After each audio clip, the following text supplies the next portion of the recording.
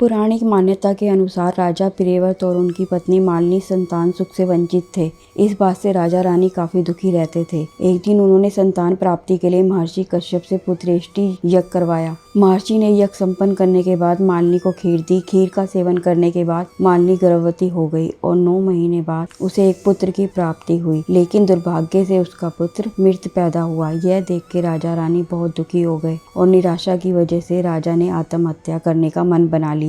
परंतु जैसे ही राजा आत्महत्या करने लगे तो उनके सामने भगवान की मानस पुत्री देवसेना प्रकट हुई और उन्होंने कहा कि मैं षष्ठी देवी हूँ और मैं लोगों को पुत्र सुख प्रदान करती हूँ। जो व्यक्ति सच्चे मन से मेरी पूजा करता है उसकी मैं सभी मनोकामना पूर्ण करती हूँ। यदि राजन तुम मेरी विधि विधान से पूजा करोगे तो मैं तुम्हें पुत्र रत्न प्राप्ति का वरदान दूंगी। देवी के कहे अनुसार राजा प्रियव्रत ने कार्तिक शुक्ल की षष्ठी तिथि को देवी षष्ठी की पूजा की। इस पूजा के फलस्वरूप रानी मालिनी एक बार फिर से गर्भवती हुई और ठीक 9 महीने बाद उन्हें एक सुंदर पुत्र की प्राप्ति हुई। कहते हैं तभी से छठ पर्व मनाए जाने की परंपरा शुरू हुई। इस पर्व में से जुड़ी एक और कथा है जिसके अनुसार महाभारत काल में जब जुए में पांडव अपना सारा राजपाट हार गए थे तब द्रौपदी ने छठ व्रत रखा था। द्रौपदी के व्रत से प्रसन्न होकर षष्ठी देवी ने पांडवों को उनका राजपाट वापस दिला दिया था। वहीं एक अन्य पौराणिक कथा के मुताबिक महाभारत काल में सूर्य पुत्र कर्ण ने सबसे पहले सूर्य देव की पूजा की और कहा जाता है कि घंटों पानी में खड़े होकर कर्ण सूर्य देव को अर्घ्य देता था। सूर्य देव की पूजा से कर्ण एक महान योद्धा बना था। आज भी छठ में अर्घ्य दान की यही परंपरा चली आ रही है।